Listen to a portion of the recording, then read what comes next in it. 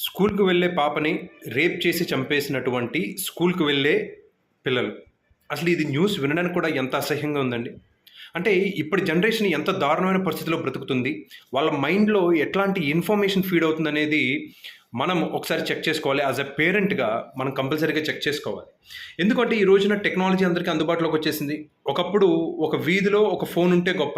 అట్లాంటిది ఈ రోజులో మన ఇంట్లో ఎంతమంది ఉంటున్నామో మనకు మించి ఇంకొక ఫోన్ ఎక్స్ట్రానే ఉంటుంది. అంటే టెక్నాలజీ అనేది ప్రతి ఒక్కరి చేతిలోకి అందుబాటులోకి వచ్చిన తర్వాత ఒక మనిషిని ఎలా గౌరవించాలి, ఒక మనిషితో ఎలా మాట్లాడాలి అనేది తెలుసుకోవడం పోయి, ఒక మనిషిని ఎలా హింసించొచ్చు అనే దాని మీద కూడా డీటెయిల్డ్‌గా వీడియోస్ మనకి ఈ రోజున ఇంటర్నెట్‌లో దొరికేస్తున్నాయి. మరి ఆ పిల్లల్ని అడిగితే మేము ఇంటర్నెట్‌లో చూసాము. ఇంటర్నెట్‌లో చూసి ఆ పాపని ఇలా చేశామని చెప్పేసి వాళ్ళు కన్ఫెస్ చేశారు అంట. బికాస్ ఆ ఏజ్‌లో they were addicted to porn. Such a growling thing. ఇప్పుడు జనరేషన్‌లో ఉన్నటువంటి పేరెంట్స్ ఎస్పెషల్లీ మనం ఆలోచించాల్సింది ఏంటి అంటే, మన పిల్లలకి ఫోన్ ఇచ్చేసి మన పనులు మనం చేసుకుంటున్నామని కాకుండా, అసలు మన పిల్లలు ఏ కైండ్ ఆఫ్ ఇన్ఫర్మేషన్‌ని వాళ్ళు కన్జ్యూమ్ చేస్తున్నారనేది మనకి కంపల్సరీగా సూపర్విజన్ ఉండాలి. ఆ సూపర్విజన్ లేనప్పుడు పిల్లలు చాలా త్వరగా ఇటువంటి వాటికి అడిక్ట్ అవుతారు. చాలా త్వరగా అట్రాక్ట్ అవుతారు. ఇక్కడ మేము ఒక రకంగా చెప్పాలి అంటే మా జనరేషన్ చాలా అదృష్టవంతులు. ఈ సోషల్ మీడియా అనేటువంటి రొచ్చు మాకు లేదు. ప్రశాంతంగా ఇంట్లో కూర్చున్నాము, ఇంట్లో తిన్నాము, నలుగురితో కూర్చున్నాము.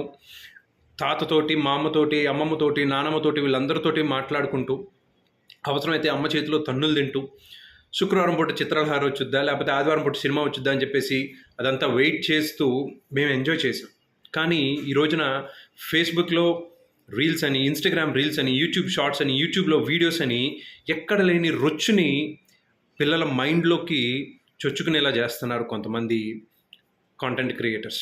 దయచేసి నేను పర్సనల్గా రిక్వెస్ట్ చేసేది ఏంటి అంటే, parents especially 8th class, 9th class, 10th క్లాస్కి వచ్చినటువంటి ఆ ఏజ్ పిల్లలు ఉన్నటువంటి పేరెంట్స్ కంపల్సరీగా మీ పిల్లల మీద ఒక సూపర్విజన్ కంపల్సరీగా పెట్టండి.